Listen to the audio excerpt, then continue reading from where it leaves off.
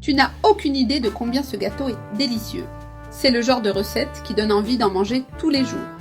Dans mon bol, je vais ajouter 3 œufs. Ensuite, j'ajoute une tasse de sucre. Maintenant, j'ajoute une cuillère à café d'extrait de vanille, qui apportera un arôme spécial au gâteau.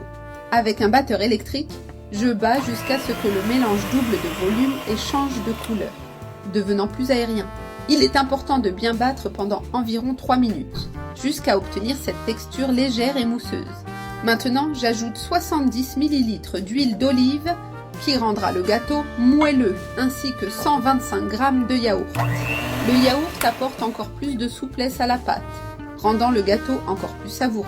À ce mélange, j'ajoute 230 g de farine. Je l'ajoute petit à petit, en la tamisant pour qu'elle reste bien légère et aérée. Ce processus est essentiel pour obtenir un gâteau moelleux et léger. Maintenant, j'ajoute le reste de la farine et avec elle, une cuillère à soupe de levure chimique. Je tamise le tout soigneusement pour éviter les grumeaux et obtenir une pâte parfaite.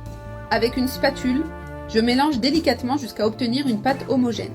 J'ai déjà bien mélangé tous les ingrédients. Regarde cette texture incroyable. La pâte est merveilleuse et crémeuse. Maintenant, je vais la verser dans le moule.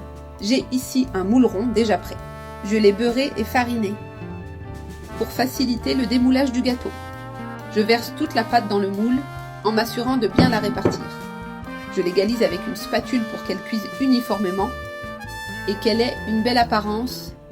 Cette pâte est très facile à préparer et le résultat est spectaculaire.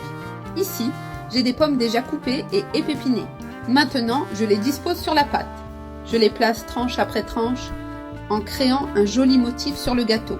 Au total, j'ai utilisé 2 grosses pommes coupées en fines tranches. Je les répartis sur toute la surface de la pâte, en veillant à bien les disposer. C'est prêt! Toutes les pommes sont bien placées, ce qui rendra le gâteau encore plus spécial. Maintenant, j'ajoute des petits morceaux de beurre entre les tranches de pommes.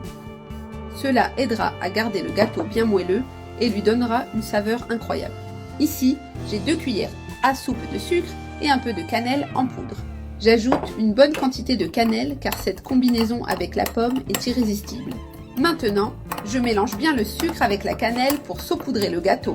Cette touche finale apportera un arôme et une saveur encore plus délicieuse. Le mélange est bien homogène et maintenant, avec une passoire, je le saupoudre sur les pommes. Je le répartis uniformément pour couvrir toute la surface du gâteau. Maintenant, il ne reste plus qu'à l'enfourner à 180 degrés pendant 35 à 40 minutes. Le gâteau aux pommes est prêt. Il a